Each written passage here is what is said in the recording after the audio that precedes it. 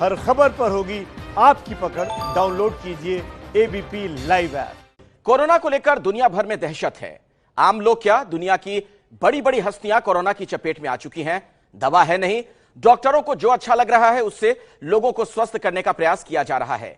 सवाल यह है कि क्या कोरोना का कोई रामबाण इलाज है?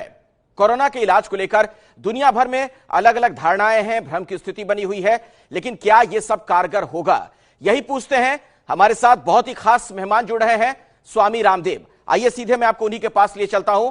स्वामी रामदेव, एबीपी न्यूज में सबसे पहले आपका बहुत बहुत स्वागत है।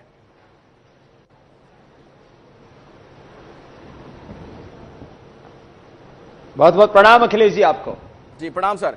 यह बताइए कि आपके पास कोई रामबाण इलाज है क्या कोरोना का?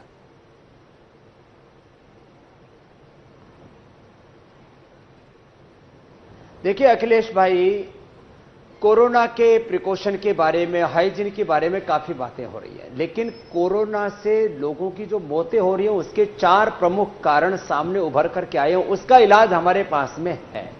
अभी कोरोना की वैक्सीन नहीं बनी है, कोई स्पेसिफिक दवाई नहीं बनी है, क्योंकि कोरोना का जो वायरस है उसको लेकर के उसको डील करना, फिर उसके ऊपर एक साइंटिफिक रिसर्च का एक साइकिल होता है पूरा ड्रग डिस्कवरी का, उसको पूरा करना वह एक लंबा कार्यक्रम है। लेकिन 4 चीजें सामने उभर करके आती हैं अखिलेश जी कि कोरोना से खतरा किन लोगों को ज्यादा है। एक तो जिनकी लो इम्यूनिटी है, जिनको अस्थमा की प्रॉब्लम है, जिनको हार्ट की प्रॉब्लम है और जिनका पेनक्रियाज वीक है, डायबिटीज है। इन 4 लोगों की सबसे ज्यादा मौतें हुई हैं अभी तक पूरी दुनिया में। 5000 से ज्यादा जो मौतें हुई उनमें यही लोग ज्यादा सम्मिलित, और 70,000 से ज्यादा लोग कौन बच गए जिनको यह प्रॉब्लम नहीं थी। तो इम्यूनिटी को बढ़ाने के लिए प्राणायाम तो है ही, भस्त्रिका, कपालभाति, अनुलोम विलोम, भ्रामरी,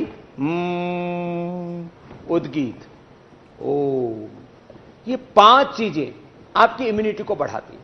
इम्यूनिटी को बढ़ाने के लिए आयुर्वेद में अश्वगंधा, शतावर, सफेद मूसली, स्पिरुलिना, आंवला, एलोवेरा, गिलोय, तुलसी, इन सारी चीजों का प्रयोग होता है। और वो मैंने आज यहां पर सब लोगों की जानकारी के लिए रखा हुआ है कि ये अश्वगंधा कैसा होता है, ये हमने यहां पर रखा हुआ है। ये शतावर कैसा होता है और ये किस तरह से काम करता है। ये सफेद मूसली क्या होती है, तुलसी से लेकर के और गिलोय तक हमने सब कुछ यहां पर रखा हुआ है।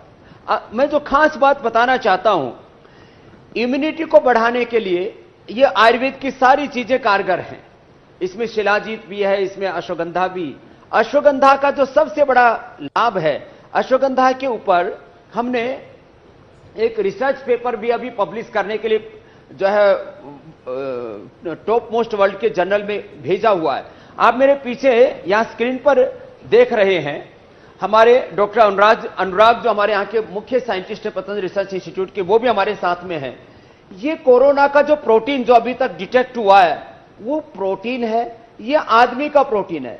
ये कोरोना का प्रोटीन आदमी के प्रोटीन के साथ में मिलकर के और ये मल्टीप्लाई होना शुरू हो जाता है, और उसी से फिर ये हमारे हार्ट के ऊपर, हमारे फेफड़े के ऊपर, हमारे लीवर पर, हमारे पेनक्रियाज के ऊपर, पूरे ऑर्गन्स के ऊपर इफेक्ट करना शुरू करता है, और इससे ऑर्गन फेलियर और फिर आदमी मर जाता है। तो अभी तक जो हमारा रिसर्च हुआ है, हमने रिसर्च पेपर में पब्लिश करने के लिए भी भेज दिया है उसको, और साइंटिफिक पूरा उसका जो प्रोटोकॉल हमने फॉलो किया है कि कोरोना के प्रोटीन को आदमी के प्रोटीन के से मिलने के बीच में एक दीवार खड़ी कर देता है। यह अश्वगंधा का जो मेन कंपोनेंट है, जिसको बिथिनोन कहते हैं, ये केवल अश्वगंधा के अंदर ही पाया गया और किसी के अंदर नहीं पाया गया। तो एक बड़ी बात है, एक माने प्राइमरी लेवल पर मैं कह सकता हूं कि अश्वगंधा जो है वो इम्यूनिटी बढ़ाने के साथ साथ कोरोना के प्रोटीन को आदमी के प्रोटीन के साथ बाइंडिंग से रोकता है, एक बात, और इम्यूनिटी को तो बढ़ाता ही बढ़ाता है। साथ में अब जो डायबिटीज के रोगी हैं उनके लिए गिलोय और कपालभाति, मंडूकासन आदि जो हम योग के तौर तरीके बताते हैं, मंडूकासन, उत्तान पादासन, पवन मुक्तासन, वक्रासन, जितने भी 2-3 आसन और मुख्य रूप से कपालभाति, अनुलोम विलोम, प्राणायाम कर लेते हैं तो डायबिटीज के रोगी भी अपने आप को प्रोटेक्ट कर सकते हैं। हृदय रोगी अनुलोम विलोम, भ्रामरी, उद्गीत करके और साथ में अर्जुन की छाल या हृदयामृत लेकर के अपने आप को प्रोटेक्ट कर सकते हैं। इसी प्रकार से अस्थमा के रोगियों के लिए, अस्थमा के रोगियों के ऊपर इसका सबसे ज्यादा असर होता है रेस्पिरेटरी सिस्टम के ऊपर।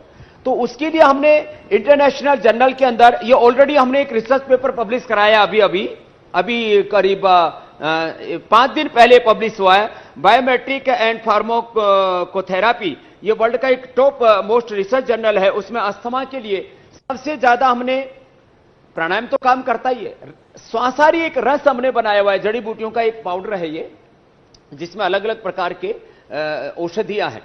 इससे अस्थमा का रोगी अपने आप को प्रोटेक्ट कर सकता है कोरोना से, क्योंकि और रेस्पिरेटरी सिस्टम को फेलियर होने से हम बचा सकते हैं। तो लो इम्यूनिटी, अस्थमा, हार्ट और डायबिटीज के रोगियों के ऊपर सबसे ज्यादा खतरा होता है कोरोना का, और इससे मृत्यु दर भी इन्हीं रोगियों की ज्यादा है। इसको हम बचा सकते हैं योग आयुर्वेद के जरिए। ये मैं एबीपी न्यूज के माध्यम से अखिलेश भाई कहना चाहता हूं।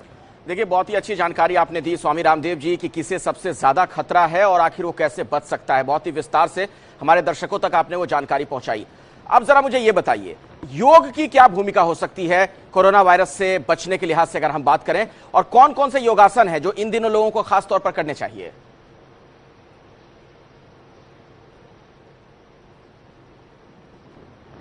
देखिए, सबसे ज्यादा इफेक्टिव, चाहे वो हम अस्थमा की बात करें या हम बात करें हार्ट की या बात करें हम डायबिटीज की या लो इम्यूनिटी की, इसमें डायबिटीज में जरूर मंडूकासन, वक्रासन, उत्तान पादासन और पवन मुक्तासन, नौकासन, 5 आसन कर लिए जाएं। और बाकी सभी रोगियों के लिए जो किसी न किसी से कफ से, कोल्ड से या कोरोना से भी चाहे पीड़ित हैं, उनको अपने आप को इससे बचाना है तो प्राणायाम सबसे बेस्ट है अखिलेश भाई। और उसमें 5 प्राणायाम सबसे जरूरी है जो बहुत इजी और सब कर सकते हैं। और उसका अभ्यास मैं आपको यहां कर करके भी दिखा सकता हूं। तो एक दरी बिछा देंगे इधर, तो हम प्राणायाम का अभ्यास भी आपको करके बता देते हैं लोगों की जानकारी के लिए, क्योंकि प्राणायाम बहुत इजी है। आप इसको जो है कुर्सी पर बैठ करके भी कर सकते हैं। प्राणायाम को आप चलते फिरते भी कर सकते हैं। माने आप सुबह मॉर्निंग वॉक कर रहे हैं, भस्त्रिका और कपालभाति कम से कम, और अनुलोम विलोम आप चलते फिरते भी कर सकते हैं। लेकिन यदि आप सुबह बैठ करके योगाभ्यास करते हैं तो उसमें ये 5 प्राणायाम सबसे इफेक्टिव हैं। कोई भी आसन में सीधे बैठ करके और आप ऐसे इसका रेस्पिरेटरी सिस्टम के ऊपर, और हमारे अंदर ऑक्सीजन लेवल इससे ज्यादा बढ़ता है, हमारी इम्यूनिटी भी इससे बढ़ती है। ये भी हमने पूरा रिसर्च किया हुआ है। तो ये भस्त्रिका प्राणायाम 2 से 3 मिनट, कपालभाति प्राणायाम 5 से 10 मिनट। भस्त्रिका में लेने और छोड़ने दोनों तरफ बराबर फोर्स था, कपालभाति में छोड़ने में ज्यादा फोर्स हम कर रहे हैं। और अनुलोम विलोम, ये हार्ट के लिए, ये ब्रेन के लिए, पूरे नर्वस सिस्टम के लिए, इम्यूनिटी के लिए बेस्ट है। ऑल्टरनेटिव ब्रीदिंग, लेफ्ट से लिया, राइट से छोड़ दिया, राइट से लिया और लेफ्ट से छोड़ दिया।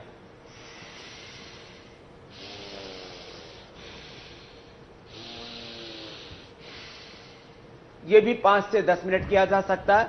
और भ्रामरी उद्गीत, पहले अंगुली माथे पर, शेष उंगली आंखों पर, कान अंगूठी से बंद, और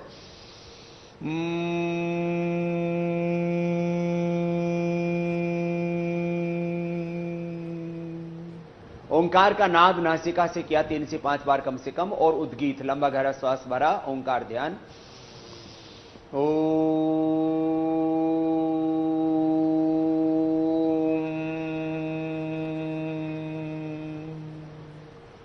तो ये 5 प्राणायाम सबको जरूर करने चाहिए। और इन 5 प्राणायामों के साथ साथ, जैसे मैंने कहा कि इम्यूनिटी के लिए, हार्ट के लिए, अस्थमा के लिए, डायबिटीज के लिए सबसे अच्छे तो प्राणायाम ही है। डायबिटीज के रोगी इनके साथ साथ ये मंडूक आसन कर सकते हैं। वज्रासन में बैठ के मुट्ठियां बंद करके नाभि के दोनों लगाते हैं, अथवा बाएं हाथ के हथेली नाभि के ऊपर, पहले दायां ऐसे लगा करके श्वास बाहर छोड़ के आगे झुक जाते हैं। तो ये मंडूक आसन है। जो डायबिटीज के रोगियों को नॉन डायबिटिक कर देता है। इसका भी हमने रिसर्च पेपर पब्लिश किया हुआ है। वर्ल्ड में पहली बार मंडूकासन, उसके साथ साथ ये वक्रासन जो बहुत इजी है और सीधे लेट करके बहुत इजी है, उत्तान पादासन, ऐसे पैरों को करीब 1 फीट उठा करके रोक करके रखना, आधा से 1 मिनट तक, धीरे धीरे 3 से 5 मिनट किया जा सकता है एक आसन। ये नौकासन जिसमें दोनों तरफ से उठाते हैं तो इनका पेन के पर विशेष प्रभाव पड़ता है, और ये पवन मुक्त आसन। तो ये 5 आसन इतने इजी है कि कोई भी कर सकता है, और अभी तक भारत में भी जो मौत हुई है उसमें पता लगा है कि जिनको डायबिटीज थी वो इससे तेजी से संक्रमित होते हैं। तो डायबिटीज के रोगी, हार्ट के रोगी, अस्थमा के रोगी, लो इम्यूनिटी वाले प्राणायाम करके अपनी इम्यूनिटी बढ़ा करके और इस रोग से लड़ सकते हैं। और इम्यूनिटी बढ़ाने के लिए मैंने आपको आयुर्वेद के भी जो सारे उपाय बताए कि किस तरह से हम गिलोय से लेकर के, अश्वगंधा से लेकर के, सारे आयुर्वेद के आंवला से लेकर के, वैसे विटामिन सी और प्रोटीन जो है ये भी हमारी इम्यूनिटी को बढ़ाते हैं और किसी भी रोग से लड़ने की हमें ताकत देते हैं। तो नेचुरल प्रोटीन के तौर पर भी सबसे अच्छा प्रोटीन होता है स्पिरुलिना में, जो कि जो है वैसे तो गांव में तालाबों के अंदर जो सिवाल होती है पानी के ऊपर जो हरा हरा जम जाता है, वो पशुओं को भी आजकल खिलाते हैं दूध बढ़ाने के लिए। और ये स्पिरुलिना के कैप्सूल भी पूरे वर्ल्ड में उपलब्ध होते हैं, कोई पतंजलि का विज्ञापन करने के लिए मैं नहीं बोल रहा हूं। और स्पिरुलिना को हमने अश्वगंधा के साथ तैयार किया। और घर में नींबू होता है, संतरा होता है, वो भी आपके कोई विटामिन सी देता है। वैसे आंवले के सारे प्रोडक्ट हम लोग बनाते हैं और उसका उद्देश्य है लोगों को कैसे स्वस्थ रखा जाए, उनकी इम्यूनिटी को कैसे बढ़ाया जाए। आनंद भाई। जी जी, देखिए स्वामी जी, जो आप बहुत ही विस्तार से हमारे दर्शकों तक ये बात पहुंचा रहे हैं और आपके जो टिप्स हैं वो क्यों दर्शकों के लिए महत्वपूर्ण है, ये भी मैं उन्हें समझा दूं। दरअसल जब हम कोरोना वायरस की बात कर रहे हैं, जिसे कि WHO की तरफ से भी महामारी घोषित किया जा चुका है, इसकी कोई कारगर दवा नहीं है, ना कोई वैक्सीन है। तो जो आप बचाव करेंगे वैसे में ही आप बच सकते हैं, सावधानी ही इलाज है, और शरीर की प्रतिरोधक क्षमता को आप बढ़ाएं, जिसके बारे में स्वामी रामदेव आपको बता रहे हैं कि कैसे शरीर की प्रतिरोधक क्षमता को आप बढ़ा सकते हैं। स्वामी जी, अब एक सवाल यह है, इन दिनों जिन लोगों को सर्दी है, जुकाम है, खांसी है, वो भी थोड़े भयभीत हैं। भले कोरोना वायरस की पुष्टि ना हुई हो, लोगों के मन में तमाम तरह की आशंकाएं आ रही हैं, एक संशय की स्थिति है, उन्हें क्या आप सलाह देना चाहेंगे और वो क्या इलाज करें?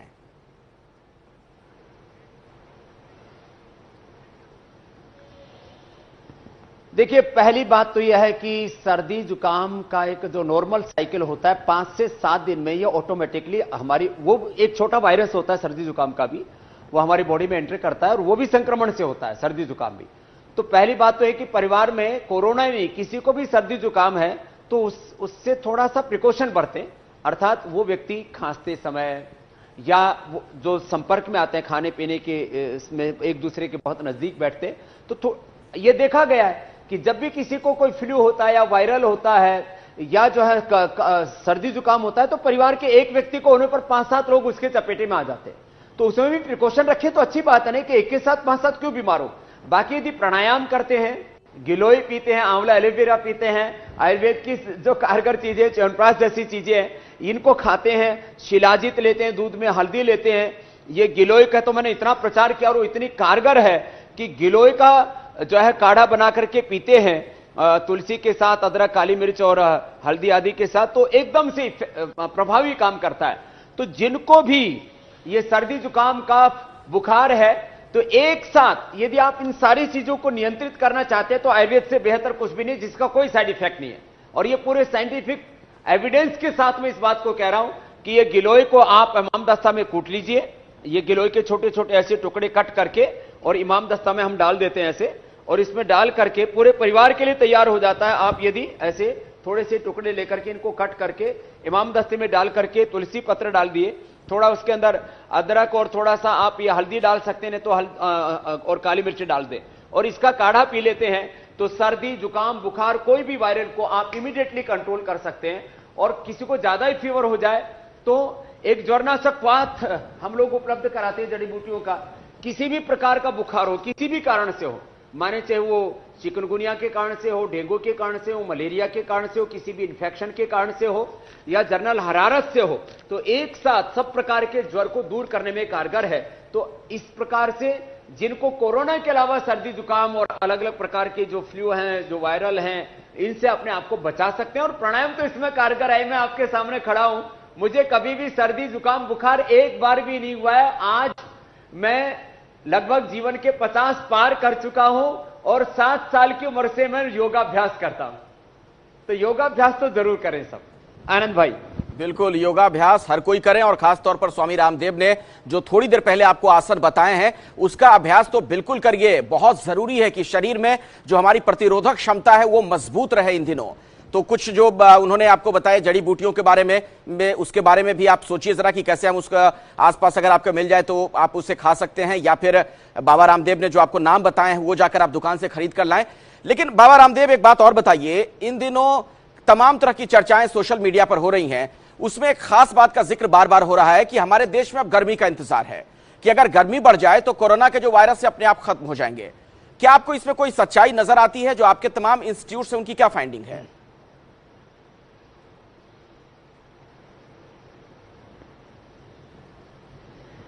देखिए, अभी तक जितने भी रिसर्च इंस्टीट्यूट्स हैं उनका भी हमारे रिसर्च इंस्टीट्यूट के साथ में एक संबंध कंटिन्यू है। हमारे डॉक्टर्स, हमारे साइंटिस्ट लगातार बात कर रहे हैं पूरे वर्ल्ड वाइड, जहां जहां इसके बारे में जो थोड़ा बहुत जो भी अभी तक प्राइमरी जो रिसर्च हुआ है उसके आधार पर ऐसा एक फाइंडिंग आई है कि करीब 35 डिग्री से ज्यादा यदि तापमान हो जाएगा तो इसके मरने की संभावना है।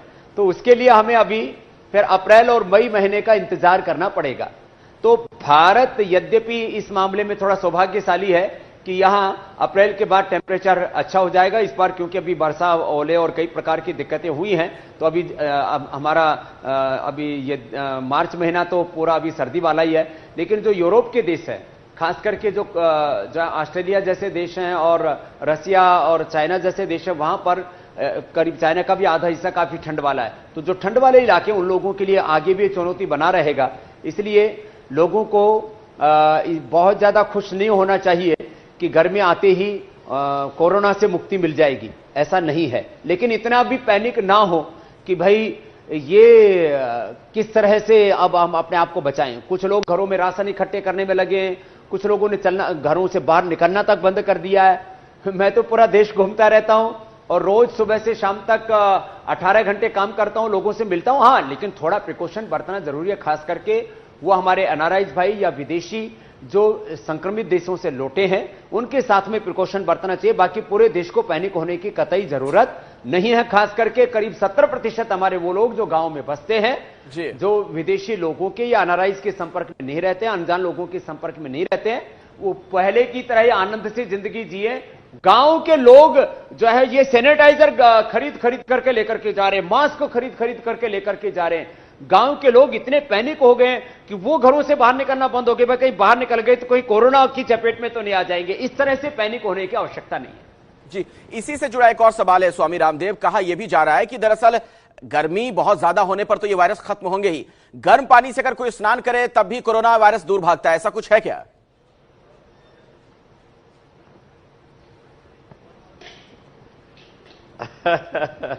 अब कोरोना ऐसे कोई शरीर पर पूरे पर तो नहीं चिपका रहता। कम से कम अपने हाथों को कोई भी साबुन से, और हो सके तो जैसे नीम के साबुन आदि हैं जो समय अपने आप में उसमें एक एंटी बैक्टीरियल एंटीवायरल प्रॉपर्टी होती है, या कोई भी हैंड वॉश है, मैं को अपने हैंड वॉश का प्रचार नहीं कर रहा हूं, कोई भी साबुन ले लीजिए, कोई भी हैंड वॉश ले लीजिए, उनसे अपना क्लीनिंग करें। कोई भी फेस वॉश ले लीजिए, इससे अपने आप को क्लीनिंग करते हैं तो जो है बैक्टीरिया वायरस उससे हम ज्यादा मुक्त हो जाते हैं। बाकी गर्म पानी से अब गर्म पानी ठीक है, ऐसे स्नान आदि करते हैं तो अच्छा है, लेकिन ये जो बातें हैं ये खाली बातें ज्यादा हैं, इनमें सच्चाई कम है। कोरोना जो है वो हमारे भीतर मुख से, नाक से, आंख से यदि एंटर करता है तो उसको जितना हम व्यक्ति से, जो संक्रमित व्यक्ति उससे बचेंगे, यही सबसे बड़ा उपाय है। बाकी अभी तक तो ये भी कोई साइंटिफिकली प्रूव नहीं हुआ है कि जो सैनिटाइजर यूज कर रहे हैं ये कोरोना के वायरस को मारता है कि नहीं मारता। अभी तक इसका कोई साइंटिफिक प्रूफ नहीं है और सारी दुनिया पागल हो रखी है सैनिटाइजर के पीछे।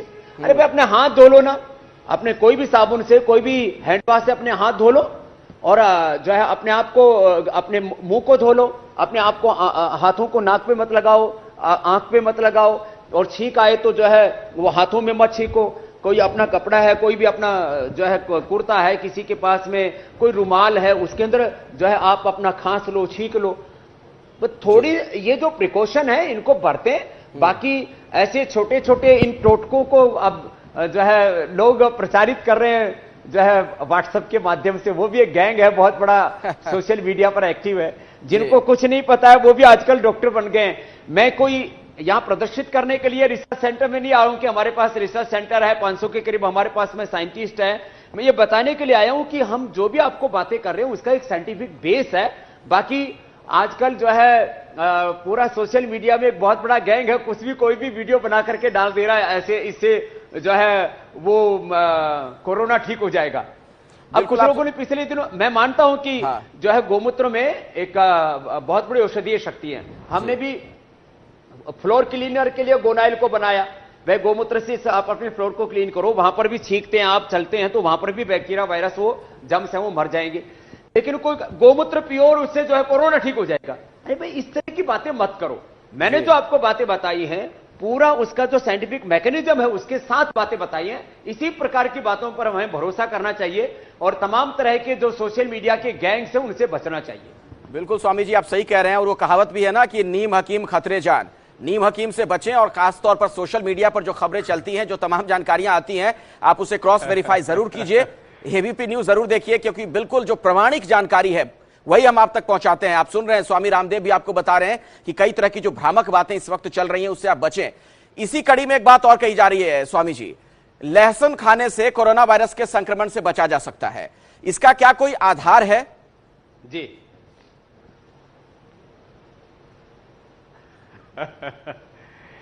देखिए, लहसुन जो है वातनाशक है।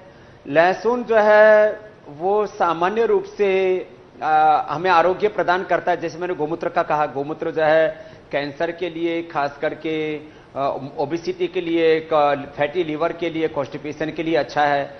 ऐसे ही लहसुन जो है वो वात रोगों के लिए अच्छा है। अभी तक कोई इससे कोई बैक्टीरिया मर जाएंगे इस तरह से। अब हम खेती में जरूर, अब हरी मिर्च है, लहसुन है, उसमें आखे के पत्ते हैं, धतूरे के पत्ते हैं, गोमूत्र, इसको उबाल करके हम जो फसलों पर जो बैक्टीरिया हो जाते हैं उसके ऊपर डालते हैं तो उसमें तो रिजल्ट आते हैं। फसलों के ऊपर जो कीड़े आ जाते हैं तो कीटनाशक के तौर पर, कीट रक्षक के तौर पर तो इसके रिजल्ट है। और ये भी 4-5 कंपोनेंट मिला करके। अब लहसुन से कोरोना का वायरस मर जाएगा ऐसा कोई साइंटिफिक प्रूफ नहीं है। जी अच्छा स्वामी जी, कोरोना वायरस का इलाज क्या किसी एंटीबायोटिक से संभव है क्या? कुछ इस तरह की बातें भी इन दिनों चल रही हैं सोशल मीडिया पर।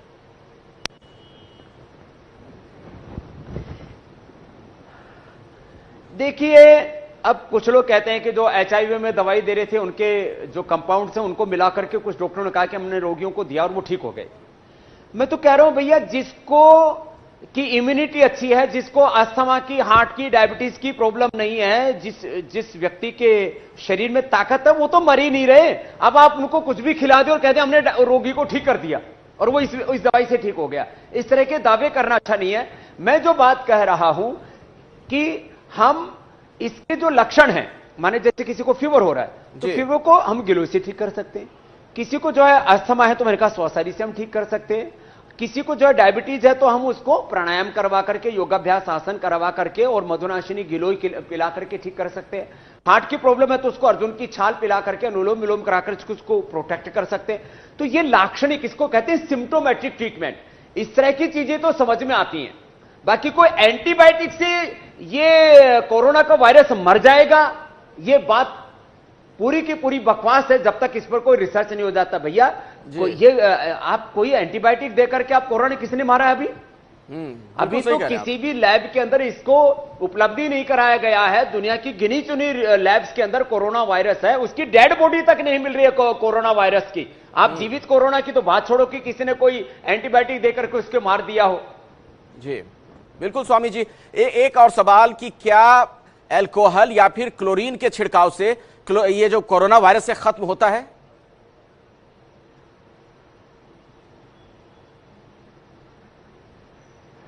देखिए, ये भी सब अभी अखिलेश भाई प्रारंभिक तौर पर कुछ लोग प्रिकॉशन बरत रहे हैं कि भाई आप ये सैनिटाइजर यूज करते हैं या कोई भी ऐसी चीजें जो सामान्य रूप से बैक्टीरिया वायरस को मारती हैं, उस तरह की चीजों को तात्कालिक तौर पर लोग प्रयोग कर रहे हैं। अभी कोरोना का वायरस उससे मर जाता है, ऐसा कोई साइंटिफिक रिसर्च सामने नहीं है। ये प्रिकॉशन के तौर पर जो एक जिसको कहते हैं ना प्राइमरीली जो हमारे सामने चीजें आती हैं, तो हम किस तरह से उससे लड़े जूझें, तो उसके तौर पर यह हाइजीन के जो उपाय अपनाए जा रहे हैं, ये इतनी ही बात सत्य है। बाकी कोई कहे कि अल्कोहल से कोरोना का वायरस मर जाता है, ये तो कोरी बकवास है। अब कुछ लोग बोले भाई हाथों में जो अल्कोहल बेस्ड जो है वो हमने सैनिटाइजर लगा लिया, तो जब हाथ के जब मर गए तो फिर तो दारू ही पी लो, तो फिर तो पूरा ही कोरोना मर जाएगा, आदमी और मर जाएगा। दारू पीने से उसका लंग, उसका लीवर, उसकी किडनी, उसका हार्ट, उसका ब्लड प्रेशर और खराब हो जाएगा और वो आदमी मर जाएगा। तो लोग इस तरह की बकवास करने में लगे, बोले भाई दारू पियो और कोरोना का वायरस अंदर जाएगा तो मर जाएगा। ये कोरी बकवास है। स्वामी रामदेव को आप सुन रहे थे, हमारे साथ लाइव जुड़े हुए थे, किसी वजह से हाँ संपर्क उनसे जुड़ गया एक बार फिर से। होता है पूरा शरीर हमारा उससे और मल्टीप्लाई होता है। जी जी जी स्वामी जी। हाँ अच्छा, एक बात बताएं। हाँ। कोरोना का जो प्रोटीन है वो आदमी के प्रोटीन के साथ मिलकर के उसके साथ बाउंड होकर के वो मल्टीप्लाई ना हो, ये रिसर्च अश्वगंधा से जरूरी भी है। कोई अल्कोहल से कोरोना मिटता है इसका कोई प्रूफ नहीं है, कोई साइंटिफिक रिसर्च नहीं है।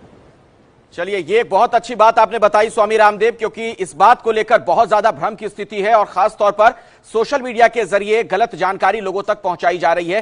तो एबीपी न्यूज का यह प्रयास है कि आप तक हम बिल्कुल सही जानकारी पहुंचाएं ताकि हम आपको आगे रखें। अब एक सवाल कोरोना वायरस से ही जुड़ा हुआ, स्वामी रामदेव जी, खान पान में हम क्या एहतियात बरतें? क्या कुछ ऐसी चीज भी है जो हम इन दिनों ना खाएं या कोई ऐसी चीज जो ज्यादा खाएं ताकि शरीर की प्रतिरोधक क्षमता ज्यादा बढ़े हमारे?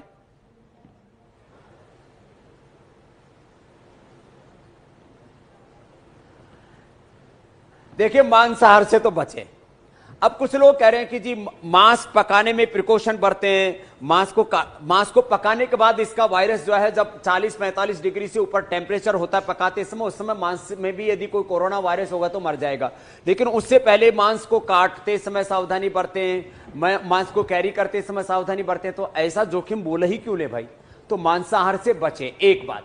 दूसरी बात जो है शाक सब्जियां, हरी सब्जियां, मैंने कहा संतरा, नींबू, आंवला, प्रोटीन बेस्ड जो चीजें हैं उनको ज्यादा सेवन करें। दूध का, दही का, छाछ का प्रयोग करें जिसमें प्रोटीन होता है। जो हरी सब्जियां होती हैं जिनमें मिनरल विटामिन ज्यादा होते हैं जो आपको प्रोटेक्ट करते हैं। तो जिसको हमारे यहाँ सात्विक आहार कहा जाता है, हल्का आहार कहा जाता है, उसका सेवन ज्यादा करें जिससे आपकी इम्यूनिटी बूस्ट होती है। उन चीजों को अश्वगंधा, शतावर, सफेद मूसली, गिलोय आदि ऐसी चीजें उनका इस्तेमाल ज्यादा करें तो आप अपने आप को ज्यादा स्वस्थ रख पाएंगे। बहुत ज्यादा तला हुआ जंक फूड है, फास्ट फूड है, ये तमाम कोका कोला, पेप्सी, ये तमाम तरह की ये जो चीजें हैं, कोल्ड ड्रिंक्स हैं, ये सबसे बचें। जितना हो सके आप हेल्दी फूड लीजिए और न्यूट्रिशियस फूड लीजिए जिसमें विटामिन सी हो, प्रोटीन हो और जो डाइजेशन में इजी हो। जी जी, बहुत बहुत शुक्रिया स्वामी रामदेव आपका। बहुत ही विस्तार से आपने हमारे दर्शकों तक ये जानकारी पहुंचाई और हम भी लगातार यही कह रहे हैं कि सावधानी ही बचाव है और शरीर की जो प्रतिरोधक क्षमता है उसे और ज्यादा आप बढ़ाएं, क्योंकि फिलहाल कोई कारगर दवा है नहीं अगर बात की जाए इस बीमारी की, तो ना कोई वैक्सीन है। एबीपी न्यूज लगातार आप तक हर सही जानकारी पहुंचा रहा है और हमारी कोशिश है कि हम आप तक वो जानकारी पहुंचाएं जिससे आप अपना बचाव करें। यह मुहिम एबीपी न्यूज पर आगे भी जारी है। मैं शेखर कपूर लेके आ रहा हूं प्रधानमंत्री सीरीज 2 शनिवार रात 10 बजे।